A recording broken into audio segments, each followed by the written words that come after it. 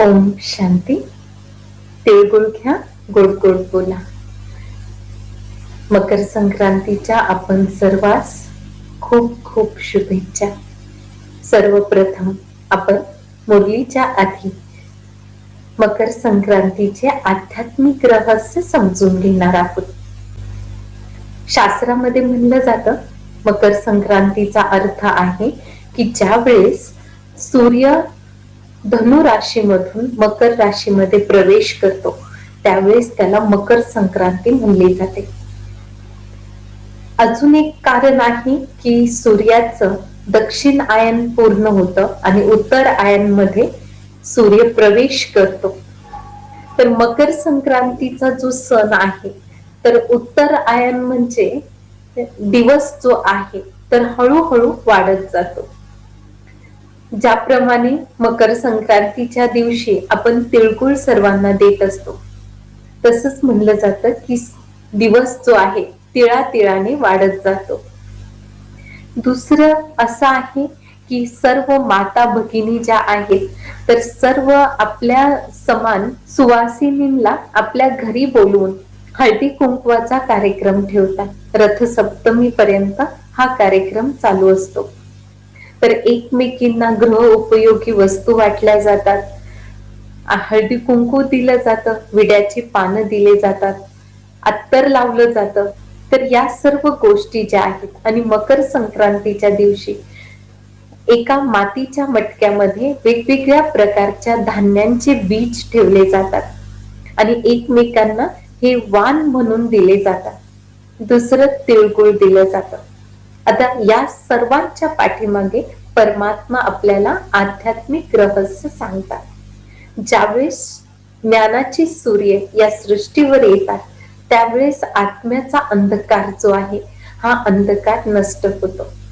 दक्षिणायन मध्ये रात्र मोठी असते आणि उत्तरायण मध्ये दिवस मोठा असतो. तर ज्याप्रमाणे आत्मा अंधकारामध्ये अज्ञानाच्या अंधकारामध्ये होती तर त्यावेळेस तिच्याकडून पाप कर्म झाले, परंतु ज्यावेळेस ज्ञानाचा प्रकाश मिळतो त्यावेळेस आपल्याला सत्य आणि असत्य काय आहे, चांगले आणि वाईट काय आहे हे समजते आणि परमात्मा ज्ञानाच्या आधारे आपल्याला श्रेष्ठ संस्कार करण्यासाठी प्रेरित करतात. तर मकर संक्रांतीचा अर्थ आहे संक्रांती म्हणजे संस्कारांची क्रांती. संस्कार आसुरी संस्कार होते, परंतु ज्यावेळेस शुभाबा या सृष्टीवर येतात तर त्यावेळेस आपल्याला श्रेष्ठ संस्कारांना जागृत करण्याचे ज्ञान देतात, परिवर्तन करण्याचे ज्ञान देतात. क्रांती म्हणजे परिवर्तन. तर चांगल्या संस्कारांचं परिवर्तन आपल्या जीवनामध्ये होतं, ज्यामुळे स्वर्णिम दुनिया जी आहे, ज्याला स्वर्ग म्हणलं जातं, देवतांचे राज्य सुरू होते. म्हणून याला मकर संक्रांती म्हणली जाते. दुसरं, ज्यावेळेस माता भगिनी आपल्या घरामध्ये सुवासिनींना बोलवून एकमेकींना तिळगुळ देतात आणि वाण दिलं जातं. वाण म्हणजे एका मातीच्या मटक्यामध्ये वेगवेगळ्या प्रकारचे बीज आणि धान्य असतं. त्या धान्यांना एकमेकांना वाटलं जातं, तर याला वाण म्हणलं जातं. दुसरं, रथसप्तमी पर्यंत हळदी कुंकवाचा कार्यक्रम ठेवला जातो. हा देह जे आहे तर ही मातीचा मटका आहे. यामध्ये श्रेष्ठ संस्कारांचे बीज परमात्मा आपल्याला देतात, श्रेष्ठ संस्कार आपल्यामध्ये भरतात. तर ही संस्कार जे आहेत बीजाप्रमाणे आहेत. तर एकमेकांना श्रेष्ठ संस्कारांचं दान देणं याला श्रेष्ठ दान म्हणलं जातं. आपण आपल्या जीवनाच्या आधारे इतरांना श्रेष्ठ संस्कार करण्याच्या प्रेरित करू शकतो, म्हणून हे वाण म्हणून एकमेकींना दिलं जातं. दुसरं, रथसप्तमी पर्यंत हळदी कुंकाचा प्रोग्राम ठेवला जातो. तर सर्व सुहासिनी एकत्र येतात, एकमेकींना अत्तर लावतात, हळदी कुंकू लावलं जातं, विड्याची पानं दिली जातात आणि गृह उपयोगी वस्तू एकमेकींना दिल्या जातात.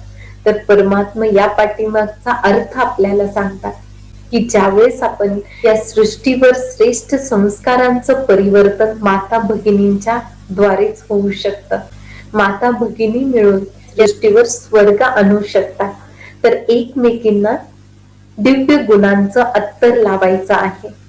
विड्याचं पान म्हणजे आजपासून आपण श्रेष्ठ कर्मच करणार आहोत. ज्यावेळेस एखादा संकल्प केला जातो त्यावेळेस म्हणलं जातं की हे विड्याचं पान मी उचलत आहे. तर आपल्याला श्रेष्ठ संस्कार स्वतःमध्ये पण धारण करायचे आहेत आणि दुसऱ्यांना पण त्याच्यासाठी प्रेरित करायचं आहे. म्हणून विड्याची पानं दिली जातात की एकमेकांना आपल्या जीवनाच्या आधारे प्रेरणा मिळावी. दुसरं म्हणजे गृह उपयोगी वस्तू दिल्या जातात. तर परमात्मा सांगतात स्थूल वस्तू ज्या आहेत तर त्या विनाशी आहेत, परंतु आपण आपल्या श्रेष्ठ कर्माच्या आधारे इतरांना श्रेष्ठ मार्गावर चालण्यासाठी प्रेरित करणं ही श्रेष्ठ दान आहे. ही श्रेष्ठ वस्तू म्हणा किंवा गिफ्ट आहे. दुसरी अजून एक प्रथा आहे. रथसप्तमीच्या दिवशी चुलीवर मटक्यामध्ये दूध ठेवून ते ओतू घातलं जातं. तर आपण रोज नेहमी हे लक्ष ठेवतो की दूध ओतू जाऊ नये, परंतु रथसप्तमीच्या दिवशी दूध ओतू घातलं जातं. या पाठीमागे हे रहस्य आहे की ज्यावेळेस या सृष्टीवर आपण सर्व संस्कारांना परिवर्तन करू, आपण स्वतः या दिव्य गुणांची धारणा करू, संस्कारांचं परिवर्तन करू, तर एक दिवस असा येणार आहे ज्या दिवशी या सृष्टीवर स्वर्णिम युग, ज्याला म्हणलं जातं दुधा तुपाच्या नद्या वाहतात, तर अशी दुनिया स्थापन जरूर होईल आपल्या श्रेष्ठ संस्कारांच्या परिवर्तनाच्या आधारे. तर हे आहे मकर संक्रांतीचे आध्यात्मिक रहस्य. जर हा सण अर्थसहित आपण साजरा केला तर स्वतःला आणि इतरांना सुद्धा खूप लाभ होईल. तर आपण सर्वांना पुन्हा एकदा मकर संक्रांतीच्या हार्दिक शुभेच्छा.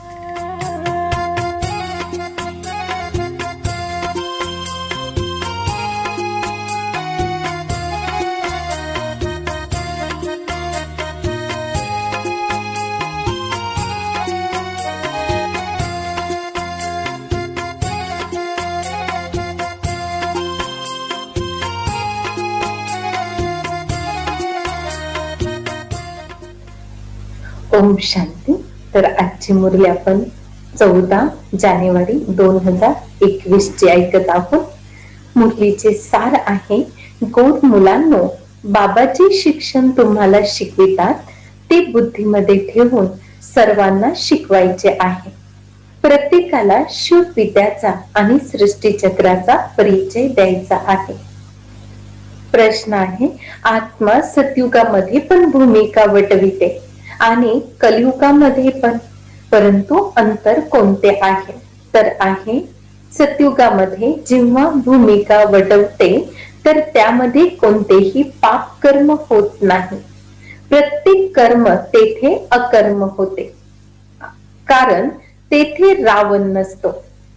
परत कलियुगामध्ये जेव्हा भूमिका वटवते तर प्रत्येक कर्म विकर्म किंवा पाप कर्म बनतात, कारण येथे विकार आहेत. आता तुम्ही संगम युगामध्ये आहात, तुम्हाला सर्व ज्ञान आहे. ओम शांती. आता हे तर मुले जाणतात की आम्ही बाबांच्या सम्मुख बसलो आहोत. बाबा पण जाणतात मुले माझ्या समोर बसले आहेत. हे पण तुम्ही जाणता बाबा आम्हाला शिक्षा देतात, त्या परत दुसऱ्यांना द्यायच्या आहेत. प्रथम तर बाबांचा परिचय द्यायचा आहे, कारण सर्व बाबांना आणि बाबांच्या ज्ञानाला विसरले आहे. आता बाबा शिकवितात. हे शिक्षण परत 5000 वर्षानंतरच मिळेल. हे ज्ञान दुसरे कोणी देऊ शकत नाही. मुख्य बाबांचा परिचय देणे आहे. परत हेच समजून सांगायचे आहे, आम्ही सर्व भाऊ भाऊ आहोत. सर्व दुनियेतील जे पण आत्मे आहेत ते सर्व आपसामध्ये भाऊ भाऊ आहेत. सर्वांना आपापली भूमिका मिळालेली आहे. जे या शरीराद्वारे वटवितात. आता बाबा आले आहेत नवीन दुनियेमध्ये घेऊन जाण्यासाठी. त्याला स्वर्ग म्हणतात. परंतु आम्ही सर्व भाऊ पतित आहोत. एक पण पावन नाही. सर्व पतितांना पावन बनविणारे तर एकच पिता आहेत. ही आहेच पतित, विकारी, भ्रष्टाचारी रावणाची दुनिया. रावणाचा अर्थच आहे 5 विकार स्त्रियांमध्ये, 5 विकार पुरुषांमध्ये. बाबा खूप सहज रीतीने समजवितात. तुम्ही पण असे समजवू शकता. तर प्रथम हे समजवून सांगा, आम्हा आत्म्यांचे ते पिता आहेत. आम्ही सर्व भाऊ आहोत. तुम्ही विचारा, हे ठीक आहे? लिहा, आम्ही सर्व भाऊ भाऊ आहोत. आमचे पिता पण एकच आहेत. आम्हा सर्व आत्म्यांचे पिता ते परम आत्मा आहेत. त्यांना पिता म्हणले जाते.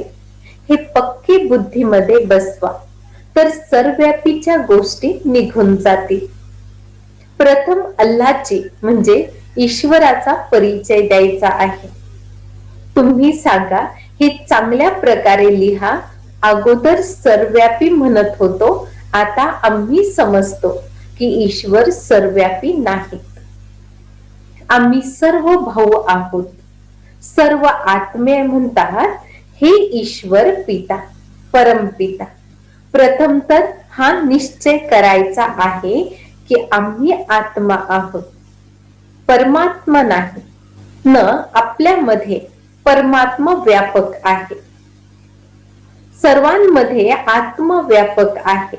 आत्मा शरीराच्या आधारे भूमिका वटविते. हे पक्के करा. अच्छा, परत सृष्टीच्या आदी मध्य अंतचे पण ज्ञान ऐकवितात. दुसरे तर कोणी जाणतच नाही की या सृष्टीचा कालावधी किती आहे. बाबा शिक्षकांच्या रूपामध्ये सम्मुख समजवित आहेत. लाखो वर्षाची गोष्ट नाही. हे चक्र अनादी बनलेले आहे. त्याला समजून घ्यायचे आहे. सतयुग त्रेता पूर्ण झाले याची नोंद घ्या. त्याला म्हणले जाते स्वर्ग आणि सेमी स्वर्ग, म्हणजे स्वर्गासारखे. येथे देवी देवतांचे राज्य चालते. ती 16 कला, ती 14 कला.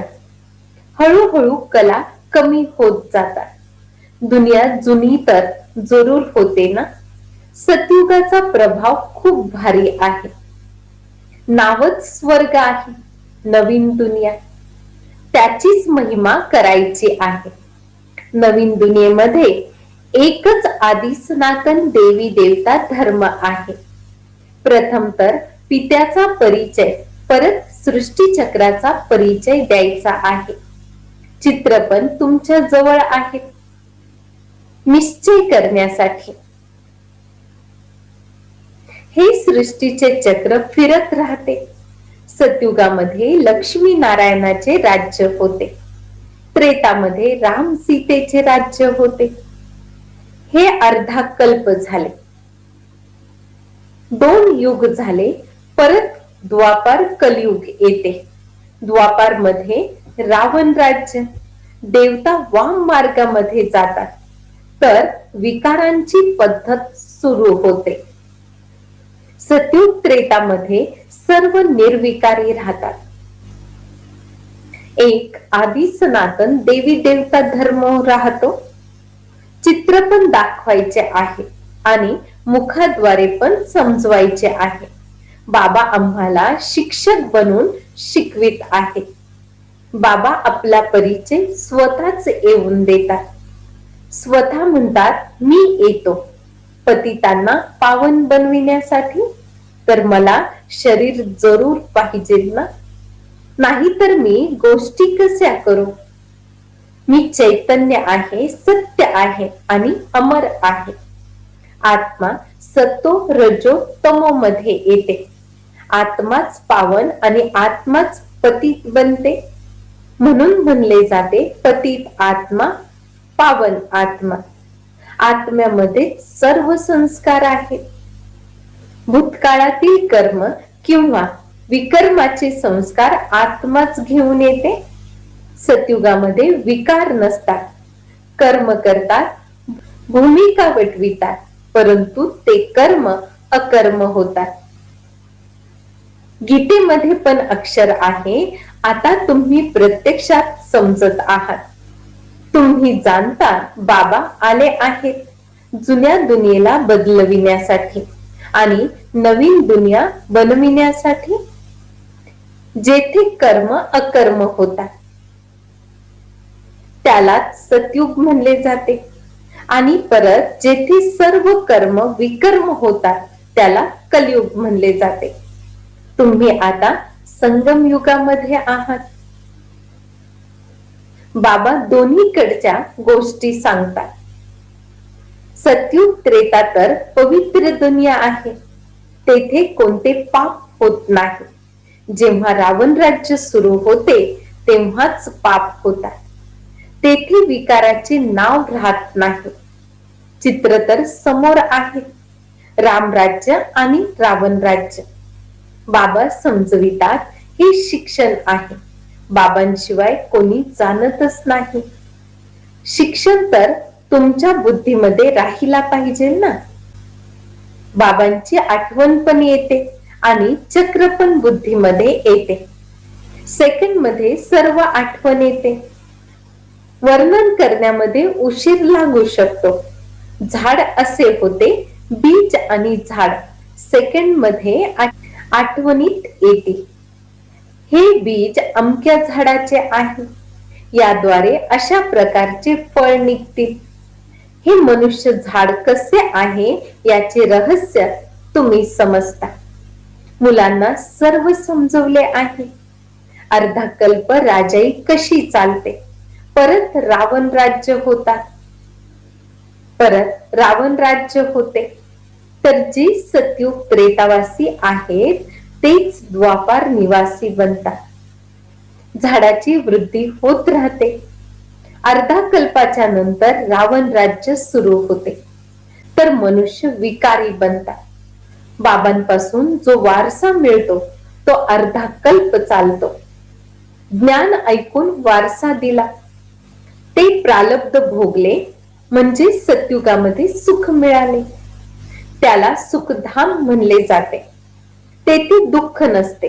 खूप सहज समजवित राहतात. एकाला समजवितात किंवा अनेकांना समजवितात. तर असे लक्ष द्यायचे आहे. समजत आहात का? होय होय होय करत आहेत का? तुम्ही त्यांना डायरीमध्ये लिहून घ्यायला सांगा. काही शंका असेल तर विचारा. ज्या गोष्टी कोणी जाणत नाही ते आम्ही समजवून सांगत आहोत.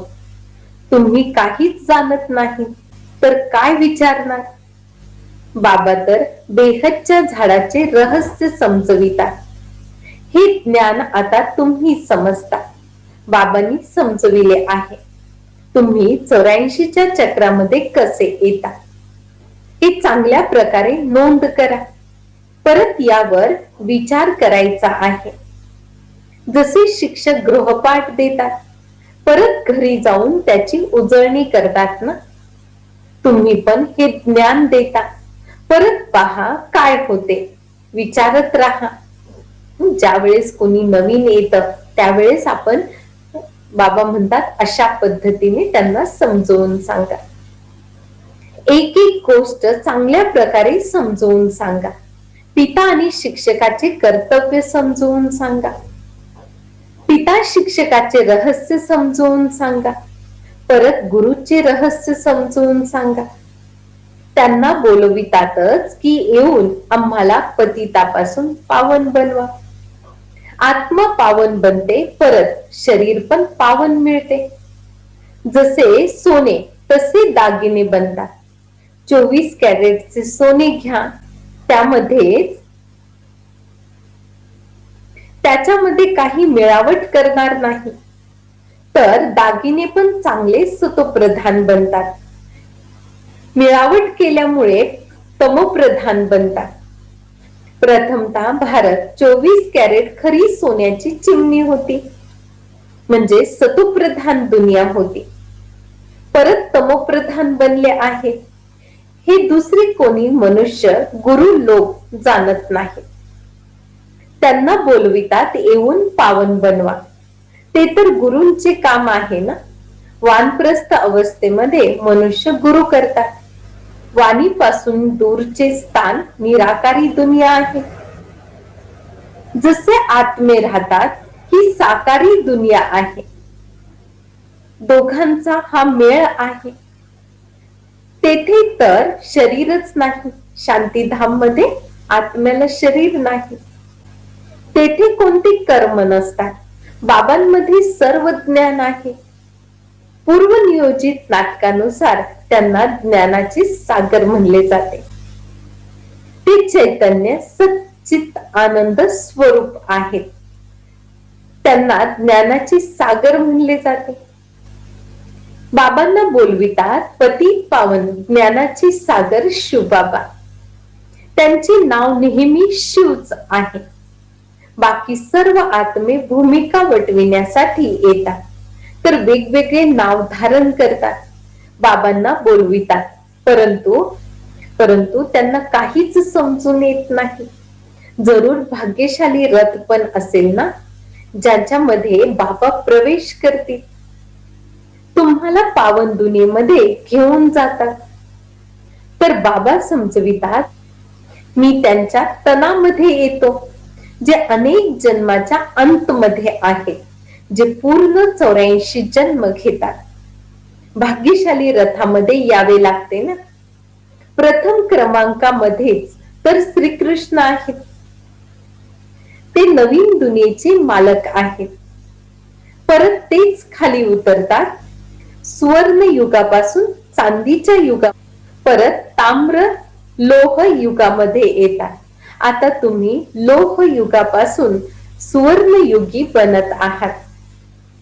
बाबा म्हणतात फक्त मज पित्याची आठवण करा. ज्यांच्यामध्ये प्रवेश केला आहे त्यांच्या आत्म्यामध्ये तर काहीच ज्ञान नव्हते. म्हणजे ब्रह्मा बाबांनी गुरु खूप केलेले होते, भक्ती खूप करत होते, परंतु सत्य ज्ञान त्यांच्याकडे नव्हते. म्हणून त्यांना यांच्यामध्ये मी प्रवेश करतो, म्हणून त्यांना भाग्यशाली रथ म्हणले जाते.